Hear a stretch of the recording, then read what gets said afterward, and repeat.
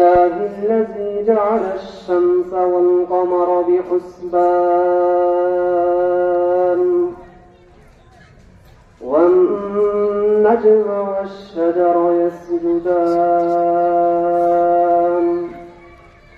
وفضل زمانا على زمان كما فضل مكانا على مكان وإنسانا على إنسان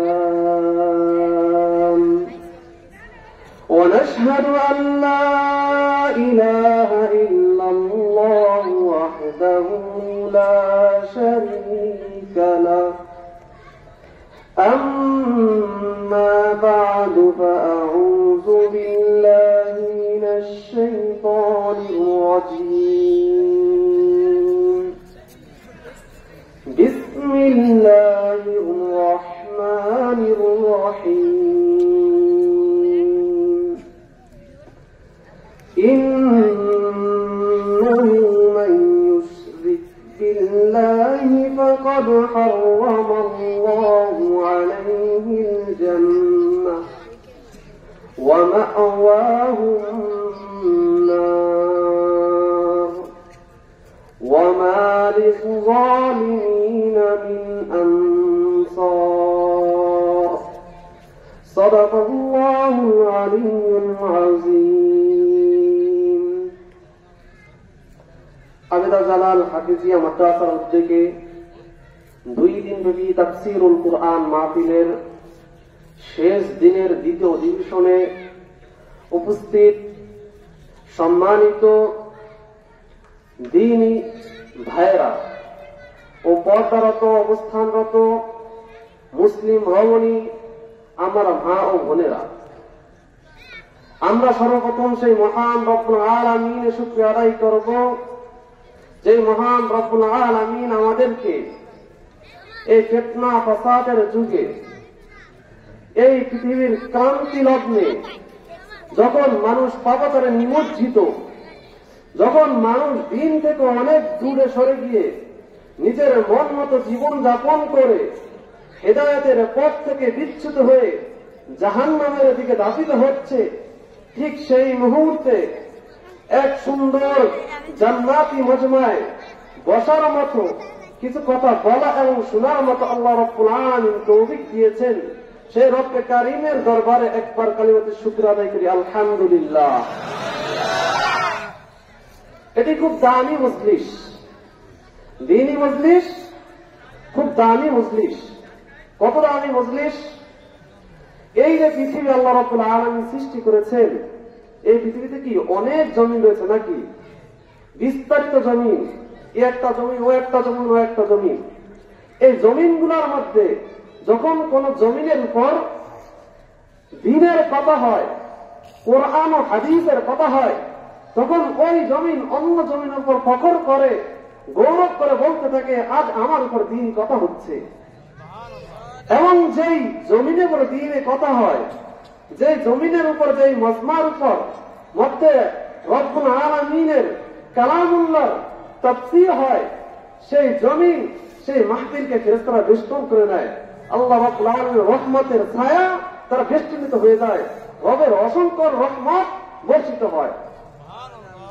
উদাহরণস্বরূপ আপনাদেরকে বলি, ধরুন একটা বিল্ডিং করা ছাদ আছে, খুব বৃষ্টি হচ্ছে, বরং এই বৃষ্টির মধ্যে কারা রক্ষা পাবে? যারা সেই ছাদ করা ঘরের মধ্যে ঢোকে নাকি? যারা বাইরে থাকবে তারা এই বৃষ্টিতে ভিজবে। যদি বৃষ্টি থেকে ভিজার জন্য রক্ষা পেতে হয়, তাহলে নিরাপদ ছাদওয়ালা ঘরে ঢুকতে হবে। ঠিক তেমনি ভাবে যদি রবের রহমত পেতে হয়, রবের দয়া পেতে হয়, নিজের মর্তবাকে যদি বুলন্দ করতে হয়, আখিরাতে দরজা যদি বাড়াতে হয়, জান্নাতে উচ্চ মাকাম যদি পেতে হয়, ঠিক আমাদেরকে পেতে হবে রবের ছায়াতলে আসতে হবে, রহমতের ছায়াতলে আসতে হবে। আর সেই রবের রহমতের ছায়াতলে হলো দ্বীনী মাহফিল।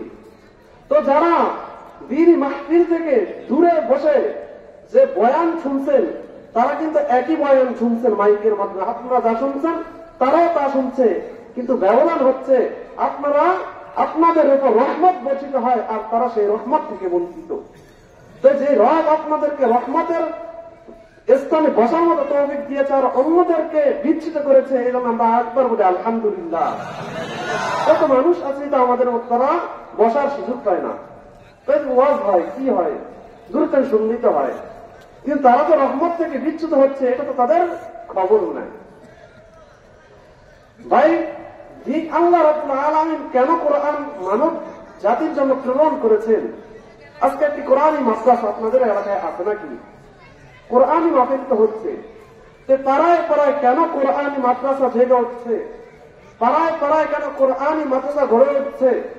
কেন কোরআনী মাদ্রাসায় আপনি আপনার ছেলে সন্তানদেরকে দিয়ে কোরআন শিখাচ্ছেন? কোরআনটা কেন নাজিল হলো এটা কি জানা দরকার কি দরকার না?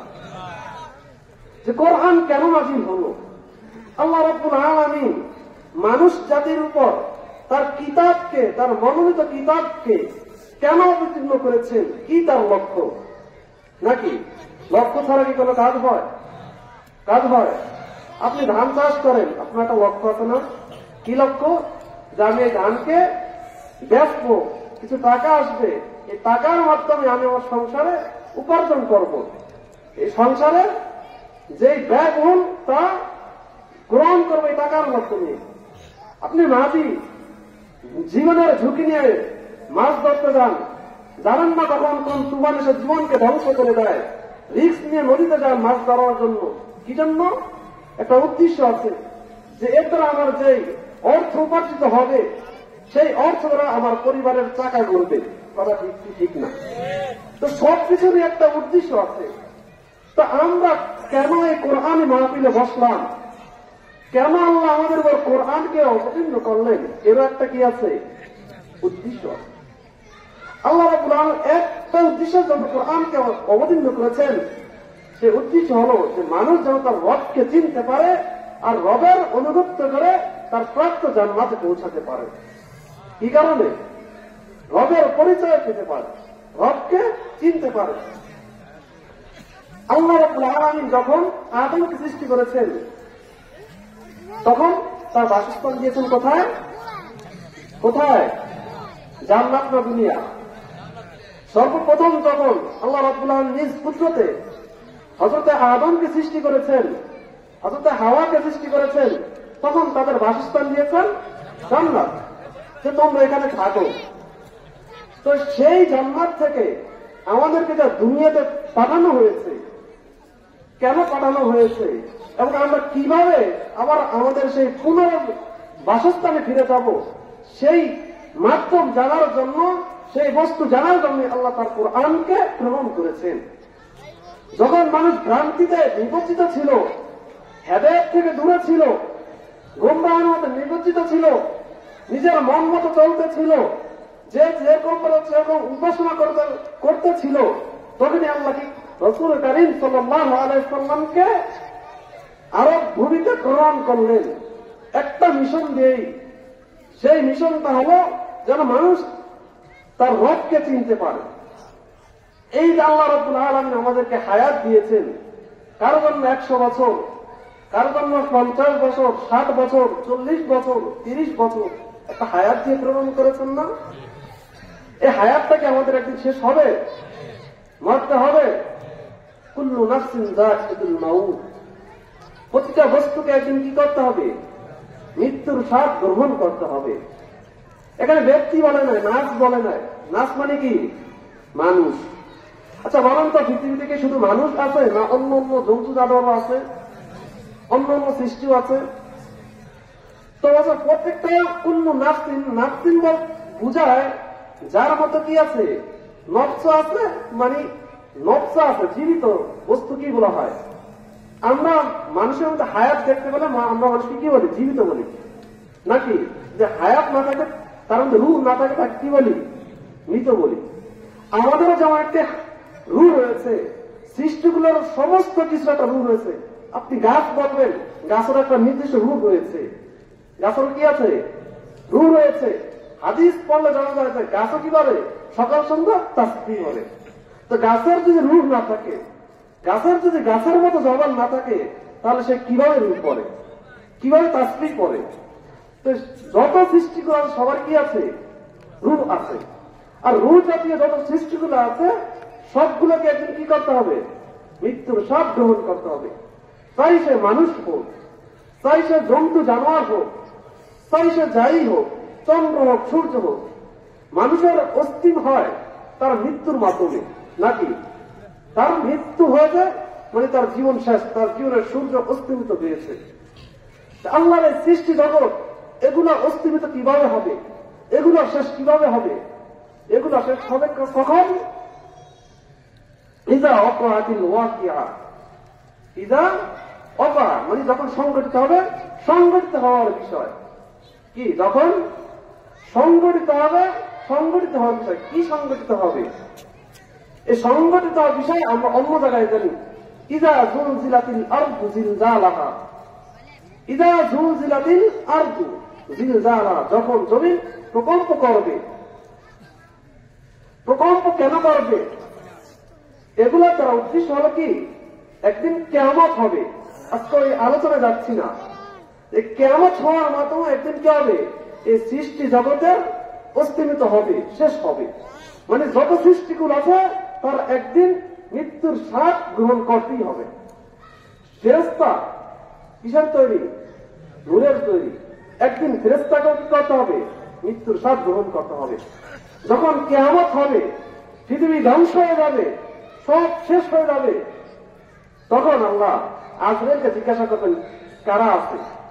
তখন আজরাইল আল্লাহর উত্তর বলবে যে আরশ বহনকারী ফেরেশতারা আছে। কারা আছে? আরশ বহনকারী ফেরেশতারা সব ধ্বংস, কি হয়ে গেছে? সব শেষ। তখন আল্লাহ আজরাইলকে আবার হুকুম দেবেন যে তাদেরও কি নিয়ে নাও, জান কবজ করে নিয়ে নাও। তো ফেরেশতাদেরও জান কবজ হবে। এমনকি স্বয়ং হযরতে আদম আলাইহিস সালাম নিজের জান নিজে কবজ করবে।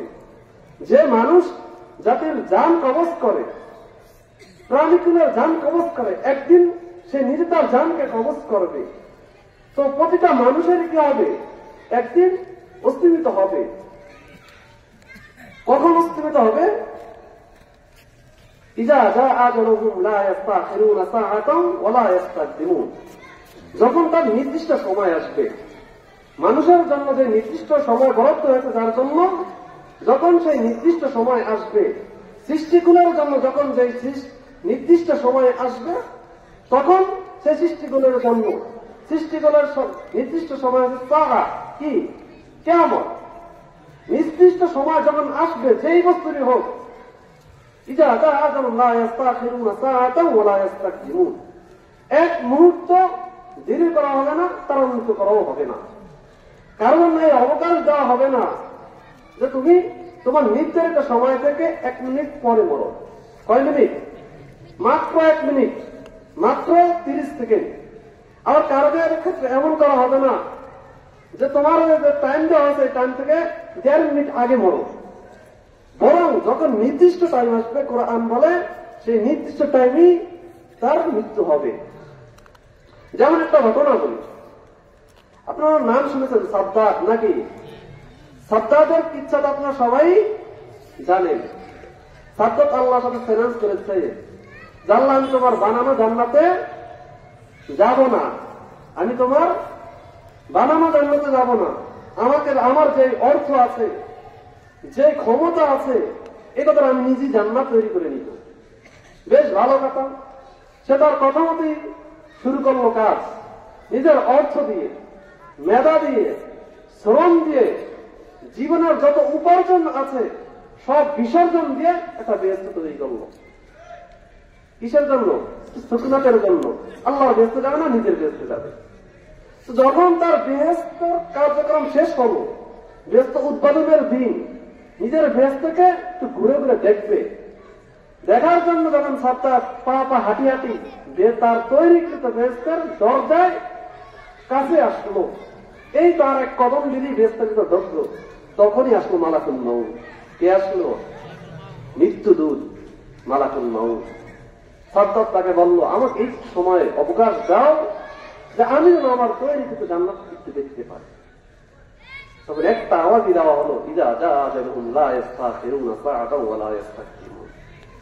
আমার আপনার জীবনের সেই একই গতি, যখন আমাদের সেই সময় আসবে, হয়তো আমরা জানি না কার কখন সেই সময় আসবে, কার কোন হালতে সেই সময় আসবে, কে কিভাবে সেই সময়ের জন্য প্রস্তুত থাকবে, কিন্তু যখন সেই নির্ধারিত সময় আসবে তখন আমাদের এই দুনিয়া থেকে চলে যেতে হবে, আমাদেরও কোনো অবকাশ দেওয়া হবে না।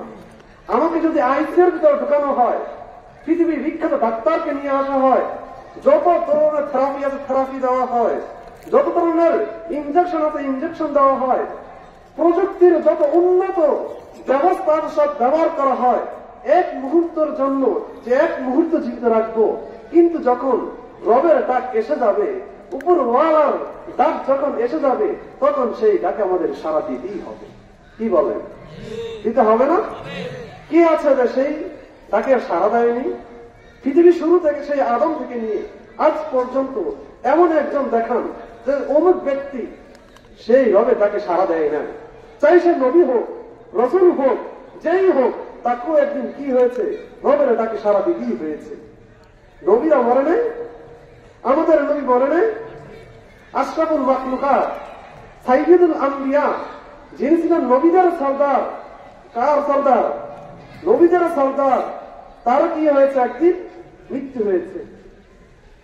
একটা ঘটনা, কোরআনে অনেক নবীর বর্ণনা এসেছে, কত অনেক দলিলুল কদর নবীর বর্ণনা এসেছে। সবচেয়ে বেশি কোন নবীর বর্ণনা এসেছে জানেন? আমাদের রাসূল সাল্লাল্লাহু আলাইহি ওয়াসাল্লামের ব্যাপারে এত আলোচনা আসে না। কোন নবীর ব্যাপারে এত আলোচনা এসেছে জানেন? সেই নবীর নাম হলো হযরত মূসা, যার উপাধি হলো কালিমুল্লাহ। যিনি আল্লাহর সাথে কি বলতেন? কথা বলতেন সরাসরি। সবচেয়ে বেশি যেই নবীর আলোচনা কোরআনে এসেছে সেই নবীর নাম হলো হযরতে মূসা। একদিন হযরতে মূসা আলাইহিস সালামের কাছে মালাকুল মউত আসলো তার জান নেওয়ার জন্য। তখন মালাকুল হযরতে মূসা রাজি হয় নাই। কিসের জন্য? মৃত্যুর জন্য। উল্টা আজরাইলের এক থাপ্পড় বসাই দিছে। কি বসাই দিছে? থাপ্পড় বসাই দিছে। যখন এই ঘটনা ঘটলো, আজরাইল আল্লাহর দরবারে চলে গেল, বলল, আল্লাহ, আপনার এই বান্দা সেটা আসতে চায় না। বলে, সে কি চায়? সে দুনিয়া তার কিছু হায়াত চায়। তখন আল্লাহ বলে, যাও তাকে বলে দাও যে একটি ঘোড়ার গায়ে তার হাত দ্বারা হাত রেখে দাও, তার হাতে যত পশম স্পর্শ করবে প্রতি পশমের বিনিময়ে তাকে এক বছর করে তার হায়াত বাড়িয়ে দেওয়া হবে, তারপর তার মৃত্যু হবে। এই খবর নিয়ে মালাকুল মউত আবার চলে আসলো হযরতে মূসার কাছে। যখন মূসাকে এই ঘটনা বলা হলো যে তুমি একটি ঘোড়ার গায়ে হাত রাখো, এই হাতে যত পশম স্পর্শ করবে ততদিন তোমাকে হায়াত দেওয়া হবে, তারপর তোমাকে মৃত্যুবরণ করতে হবে। যখন মূসা আলাইহিস সালাম এই কথা শুনলেন যে মরতে হবে, আজ না হয় কাল, যত হায়াত দিবেন তারপরও কি করতে হবে? মরতে হবে, তাই এখনই আমাকে নিয়ে চলো। তো যত নবী এসেছেন, রাসূল এসেছেন, কেউ এখানে চিরস্থায়ী থাকার জন্য আসেন নাই। আমি আপনিও এখানে চিরস্থায়ী থাকার জন্য আসি নাই, একদিন বিদায় নিতেই হবে। যখন আমাদের বিদায় ঘন্টা বেজে যাবে, জীবনের অন্তিম সজ্জায় আমরা শায়িত হব, আমাদের জানাজা হবে, মানুষ আমাদেরকে কবরে রেখে আসবে। কোথায়? আমাদের ঠিকানা, আমাদের বাড়ি, আমাদের শেষ বাড়ি, আমাদের শেষ সম্ভব, সেই ঠিকানা কোথায়? কবর। কবর ছাড়া আর কোনো ঠিকানা নাই। আপনি যতই বিল্ডিং করুন, তারা বিল্ডিং করুন, যত উঁচুই বিল্ডিং করুন, পৃথিবীর বর্তমান যে উঁচু বিল্ডিং সেটার নাম কি? বুর্জ খলিফা, মেঘের সমান উঁচু। তার চেয়েও যদি বেশি উঁচু বিল্ডিং করুন, সেখানেও আপনি চিরস্থায়ী থাকতে পারবেন না। আপনাকে আপনার সেই অন্ধকার কুঠুরে মাটির নিচে 3.5 হাত মাটির নিচেই দিতে হবে। যখন আমাকে আপনাকে সেই মাটির নিচে রাখা হবে, দুইজন ফেরেশতা আমাদের কাছে আসবে, সবার কাছেই আসবে, চাই সে পুণ্যবান ব্যক্তি হোক, চাই সে নাফরমান ব্যক্তি হোক, চাই সে আল্লাহর ওলি হোক, চাই সে অনেক বড় নাফরমান হোক। যেই 3.5 হাত মাটির নিচে ঢুকবে তার কাছেই দুইজন দূত চলে আসবে আল্লাহর পক্ষ থেকে। একজনের নাম মুনকার, আরেকজনের নাম নাকির। তারা এসে আপনার সাথে আমার সাথে কি আচরণ করবে জানেন? আপনার আমার সাথে কি কি আচরণ করবে, কি করবে জানেন? আপনার আমাকে বসাবে, বসে সর্বপ্রথম একটি প্রশ্ন করবে যে তোমাকে যে দুনিয়ায় হায়াত দেওয়া হলো, তোমাকে যে দুনিয়ায় 60 বছর, 70 বছর, 100 বছর তোমাকে যে একটা হায়াত দেওয়া হলো, আচ্ছা বলতো এই হায়াতের মধ্যে তুমি কি তোমার রবকে চিনেছো?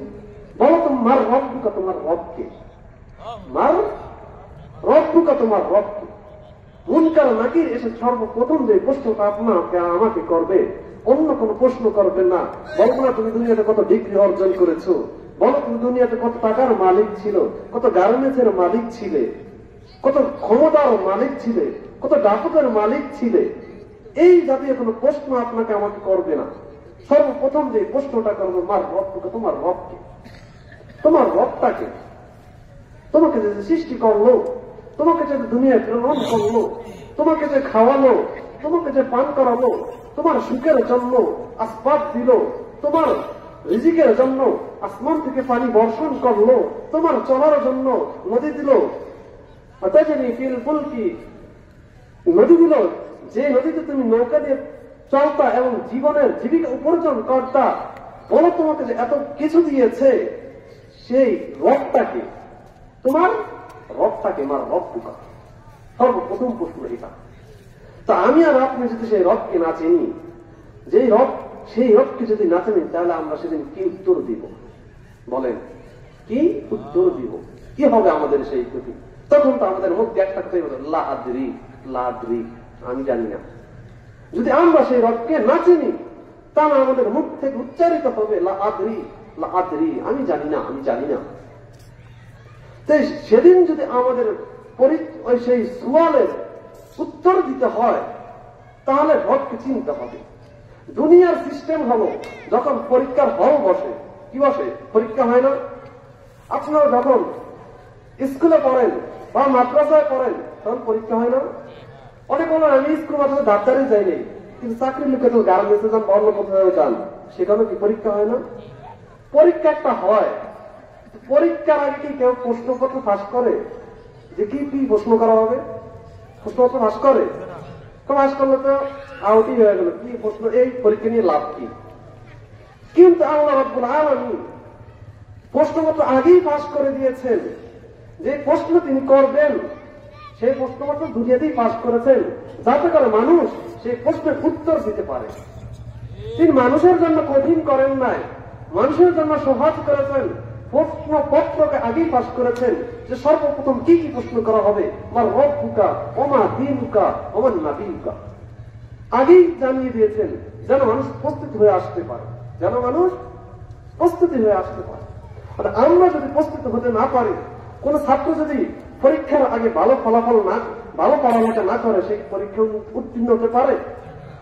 জীবনে বই ধরে নাই, জীবন কি ধরে নাই? বই ধরে নাই। পরীক্ষার আগে গেছে জৈনপুরি হুজুরের কাছে, কোথায়? কলম এক বান্ডিল লইয়া, হুজুর কলমটি পড়ায় দেন আর দোয়া করেন, আমি তো পরীক্ষায় গোল্ডেন অ্যাপেলাস পাই। কি পাই? গোল্ডেন অ্যাপেলাস পাই। বলেন তো ওই দোয়া আর ওই কলম পড়ায় কোনো কাজই নেই, কারণ সে তো পড়েই নাই, সে তো পড়েই নাই। দোয়া তো ওই ব্যক্তির জন্য কাজে আসে যে চেষ্টা করেছে তার জন্য। কার জন্য চেষ্টা করেছে? আল্লাহ রাব্বুল চেষ্টা করার জন্য পাঠিয়েছেন। যেমন আমরা সূরা ফাতিহা পড়ি না, কি বলি? ইয়্যাকা না'বুদু ওয়া ইয়্যাকা নাস্তাঈন। ইস্তাআনা কাকে বলে? চেষ্টা। চেষ্টাকে মুআল্লাক করেছেন আল্লাহ। আমরা আপনার ইবাদত থেকে আপনার কাছেই চাই। কেমন চাওয়া? চেষ্টার মাধ্যমে চাওয়া, চেষ্টার মাধ্যমে চাওয়া। কোন ব্যক্তি যদি চায় যে আল্লাহ আমাকে হেদায়েত দান করেন, আমি জান্নাতে যেতে চাই, উঁচু মাকামে থাকতে চাই, রাসূলদের সাথে থাকতে চাই, কিন্তু আমি কোন নেক আমল করব না, সৎ পথে চলবো না, তাহলে কি তার ইস্তেহারা হলো? তার চেষ্টার সাথে কি দেওয়া হলো? চেষ্টার সাথে কি হলো? যত তখনই কাজে আসে যখন সেটা চেষ্টার সাথে হয়। যদি চেষ্টার সাথে হয় তাহলে সেটা বিফলে যায়। যেমন কোন ছাত্র পড়ালেখা ছাড়া যদি দোয়ার জন্য যায়, যেমন করে কি তার চেয়ে বড় হুজুরের কাছে কলম পড়ালেখা যায়, যেমন পরীক্ষার ফলে কোনো কাজে আসবে না, ঠিক তেমনি ভাবে আমি আর আপনি যদি এই দুনিয়াতে, এই হায়াত জিন্দিগিতে সেই প্রশ্নের জন্য প্রস্তুতি নিয়ে যেতে না পারি, কবরের মধ্যে আমাদের কোনো অবস্থাই হবে না, খুব বিভৎস অবস্থায় আমাদের যেতে হবে। তাই রবের পরিচয় জানা আমাদের জন্য জরুরি না? কোরআন যত আয়াত আল্লাহ নাজিল করেছেন তার অধিকাংশ এই প্রেক্ষিতে নাজিল করেছেন রবের পরিচয় সম্পর্কে, রবের পরিচয় সম্পর্কে। কারণ এই পরিচয় আগে তোমাকে থেকে নেওয়া হবে, এই পরিচয় তোমার থেকে আগে নেওয়া হবে। তো পরিচয় জানা দরকার কি দরকার না? চলুন পরিচয় জানি। কোরআনকে বলি, বলো আমার রবকে। কোরআনকে প্রশ্ন করো, কোরআন তুমি তো এসেছো রবের পরিচয় দেওয়ার জন্য নাকি? রবের কোরআন এসেছে কেন? রবকে চিনার জন্য না? তো আমরা কোরআনকে জিজ্ঞাসা করি, বলো তুমি বলো আমার রবকে, কে আমার রব? সর্বপ্রথম কোরআন কি বলবে? আল্লাহুল্লাযী খালাকাকুম, আল্লাহুল্লাযী খালাকাকুম। আল্লাহ জানো কে? আল্লাযী খালাকাকুম, আল্লাহ যিনি তোমাকে সৃষ্টি করেছেন, যিনি তোমাকে সৃষ্টি করেছেন। জানো সেই রবকে? আল্লাহু লা ইলাহা ইল্লা হুয়াল হাইয়ুল কাইয়্যুম। আল্লাহু লা ইলাহা ইল্লাহ, এমন আল্লাহ যার কোন কি নেই, শরীক কি নেই, যিনি ব্যতীত কোন ইলাহ নেই, এমন আল্লাহ যিনি ব্যতীত ইলাহ নেই। আমরা আয়াতুল কুরসি পারি না? কোরআনের শ্রেষ্ঠ আয়াত হলো আয়াতুল কুরসি। কোরআনের শ্রেষ্ঠ আয়াত কি? ফজিলতপূর্ণ আয়াত আয়াতুল কুরসি। এই আয়াতুল কুরসিতে আল্লাহ আল্লাহর পরিচয় দেয়, আল্লাহু লা ইলাহা ইল্লা হুয়াল হাইয়ুল কাইয়্যুম, যে আমি এমন ইলাহ, আল্লাহ আমি এমন আল্লাহ যে আমি ব্যতীত কোনো কি নেই, উপাস্য নেই। আল হাইয়ুন, আমি চিরঞ্জীব। আমরা চিরঞ্জীব না, এক সময় আমরা ছিলাম না। এক সময় কি আমরা ছিলাম? এই পৃথিবী ছিল, এই আসমান ছিল, ছিল ছিল না, কিছুই ছিল না, শুধু একমাত্র আল্লাহ ছিল। আবার এমন এক সময় আসবে যখন আমি আপনি কেউ থাকবে না, তখন কে থাকবে? ওয়ায়াবকা ওয়াজহু রাব্বিকা যুল জালালি ওয়াল ইকরাম, ওয়ায়াবকা কুল্লু মান আলাইহা ফান। এই সৃষ্টি জগতের যা আছে, যাই আছে, সব ফান, ধ্বংস হয়ে যাবে, ধ্বংসশীল, কিছুই থাকবে না। সেটা যাই হোক না কেন, যাই হোক না কেন, ফেরেশতা বলেন ফেরেশতা হোক না কেন, জিন হোক না কেন, মানুষ হোক না কেন, আসমান হোক না কেন, গ্যালাক্সি হোক না কেন, জমিন হোক না কেন, কুল্লু মান আলাইহা ফান। কোরআনের স্পষ্ট ঘোষণা, সব ধ্বংসশীল, সব ধ্বংসশীল। ওয়ায়াবকা ওয়াজহু রাব্বিকা যুল জালালি ওয়াল ইকরাম। একমাত্র ওয়ায়াবকা, বাকি থাকবে কে জানো? জালালি ওয়াল ইকরাম, একমাত্র কে? এক সময় আমি ছিলাম না, আমরা ছিলাম না, পৃথিবী ছিল না, ভবিষ্যতে থাকবে না, কিন্তু আল্লাহ থাকবে। এই জন্য আমরা আল হাইয়ুন, আমি চিরঞ্জীব। আমি এমন ইলাহ, চিরঞ্জীব, আমার মতো কোন ইলাহ নেই, কিছু নেই যে চিরঞ্জীব, পৃথিবীর কিছু নেই চিরঞ্জীব, আমি চিরঞ্জীব। এখানে আল্লাহ একটা বিস্তারিত, কোরআন হচ্ছে সাহিত্যের মূল।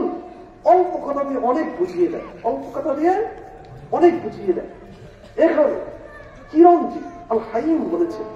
দেখেন, মানুষ যেগুলোকে তার মাবুদ হিসাবে মেনে নেয়, যেই ধর্মেই হোক, পৃথিবীর মানুষ দুই প্রকার। কয় প্রকার? দুই প্রকার আছে। আমরা যত মানুষ আছি, যেই দেশের মানুষই হই না কেন, যেখানকার মানুষ হই না কেন, যে ভাষাভাষী হই না কেন, সব মানুষই দুই প্রকার। কয় প্রকার? দুই প্রকার। এক আস্তিক, আরেক নাস্তিক। কি নাস্তিক? আস্তিক বলা হয় যে অস্তিত্বের স্বীকার করে। কিসের স্বীকার করে? যে একটা অস্তিত্ব আছে যে এই পৃথিবীকে নিয়ন্ত্রণ করে, একটা অস্তিত্ব আছে যে অস্তিত্ব এই পৃথিবীকে সৃষ্টি করেছে, একটা অস্তিত্ব আছে যার ইশারায় এই পৃথিবী ঘূর্ণায়মান। আর আরেক দল আছে নাস্তিক, যারা বলেন কোন অস্তিত্ব নেই, এই পৃথিবী এমনি এমনি হয়েছে, কোন কিছু ছাড়া এমনি এমনি হয়েছে, তাদেরকে বলা হয় নাস্তিক। তো পৃথিবীর নাস্তিকদের নিয়ে কথা বলবো না, আস্তিকদের নিয়েই বলি। তো পৃথিবীর মানুষ যে দুই প্রকার, আস্তিক আর নাস্তিক, এই আস্তিকটা আবার দুই প্রকার। কয় প্রকার? দুই প্রকার। আস্তিক দুই প্রকার। যেই আস্তিকটা বিশ্বাস করেছে আছে একজন, তাদের মধ্যে আবার দুই প্রকার। এক আস্তিক হচ্ছে যারা বিশ্বাস করে যে এমন এক অস্তিত্ব আছে যার শরীক কেউ নেই, যার সমকক্ষ কেউ নেই। ওয়ালাম ইয়াকুল লাহু কুফুয়ান, কুল হুয়াল্লাহু আহাদ, আল্লাহুস সামাদ, লাম ইয়ালিদ ওয়ালাম ইউলাদ, ওয়ালাম ইয়াকুল লাহু কুফুয়ান আহাদ। এই সূরার আঙ্গিকে এক প্রকার মানুষ বিশ্বাস করে যে এমন এক অস্তিত্ব আছে যার কি নেই, শরীক নেই, তিনি কারো থেকে জন্মগ্রহণ করেননি, কাউকে জন্মগ্রহণ দেননি, তার মুখাপেক্ষী কেউ নেই। আর আরেক প্রকার আস্তিক আছে যার অস্তিত্বের স্বীকার করে কিন্তু তার সাথে কি করে, শরীক স্থাপন করে। যেমন উদাহরণস্বরূপ আপনাদের সমাজে হিন্দু আছে, হিন্দু আছে, বৌদ্ধ, খ্রিস্টান, ইহুদি আছে, আছে না? হিন্দুদেরকে জিজ্ঞাসা করেন কেউ আছে কি না, তারা বলো আছে, উৎপুরারা একজন আছে। আমরা যেমন বিশ্বাস করি জান্নাত আছে, জাহান্নাম আছে, বিশ্বাস করি না, ইমান রাখি না? 7টি বিষয়ের উপর ইমান, বিষয়ের উপর বিশ্বাস স্থাপন করার নাম হচ্ছে ইমান। তার মধ্যে একটা আছে জান্নাত জাহান্নাম, মানে পরলৌকিক বিষয়ের উপর ইমান আনা। তা আমরা তো জান্নাত জাহান্নাম মানে, হিন্দুও মানে, তারা বলে কি স্বর্গ নরক, তাদের ভাষায়। আমাদের ভাষায় জান্নাত জাহান্নাম। হিন্দুকে জিজ্ঞাসা করুন, তারা বলো উপরওয়ালা একজন আছে, কিন্তু তারা কি করে, সেই রবকে স্বয়ং সম্পূর্ণ মনে করে না, যে সেই রব একজন কিভাবে এত কিছু নিয়ন্ত্রণ করে। কি করে তাদের বিশ্বাস, তাদের মতবাদ, তাদের ধারণা যে আছে একজন, তবে তিনি স্বয়ং সম্পূর্ণ নয়, তিনি দুর্বল। এই জন্য তারা তার সাথে শরীক স্থাপন করে, দুর্গা, কালী, যে এই মূর্তি আমাদের এটা দেয়, সেই মূর্তি সেটা দেয়। বৌদ্ধ একই অবস্থা, খ্রিস্টান একই অবস্থা, তারাও শরীক স্থাপন করে। তা আল্লাহ বলছেন আল হাইয়ুন, আমি চিরঞ্জীব। তোমরা যেগুলাকে শরীক স্থাপন করো সেগুলা কি চিরঞ্জীব? সেগুলা কি চিরঞ্জীব? এই যে তোমরা মূর্তির, সূর্যের পূজা করো, এক শ্রেণীর মানুষ আছে সূর্য পূজা করে। কিসের পূজা? সূর্য যেহেতু কথা এসেছে বলি, সূর্য হলো শয়তানের প্রতীক। কার প্রতীক? শয়তানের। প্রতিটা জিনিসটা প্রতীক থাকে। যেমন কোন ব্যক্তি আওয়ামী লীগ করে, আওয়ামী লীগের প্রতীক কি? নৌকা। আপনি বিএনপি করেন, বিএনপির প্রতীক কি? ধানের শীষ। আপনি চরমনায় করেন, চরমনায়ের প্রতীক কি? হাত পাখা। যে যে দল করে সবার কি থাকে? একটা প্রতীক থাকে। শয়তানের মূল প্রতীক হলো সূর্য। কি? সূর্য। অনেকে সূর্যের ইবাদত করে, অনেকে তারকার ইবাদত করে, অনেকে আগুনের ইবাদত করে, অনেকে মূর্তির ইবাদত করে। তো যে যে কিছুর ইবাদত করে সেগুলো কি চিরঞ্জীব? চিরঞ্জীব। এই সূর্যকে একদিন থাকবে, এই তারকারাজি কি একদিন থাকবে? থাকবে। কুল্লু মান আলাইহা ফান, তো ধ্বংস হয়ে যাবে। তা আল্লাহ বলছেন আমি এমন এক ইলাহ, আমি এমন এক ইলাহ, মনে রাখো আমি আল হাইয়ুন, আমি চিরঞ্জীব, আমি ধ্বংসশীল নই। পৃথিবীর সব ধ্বংসশীল, সবকিছুই ধ্বংস হবে, কিন্তু আমার সাথে ধ্বংসের গুণ যায় না। আমি এমন ইলাহ আল কাইয়ুম, সবকিছুর দাম, সবকিছু আপনার সাথে যাই একটু না কেন, সবকিছু।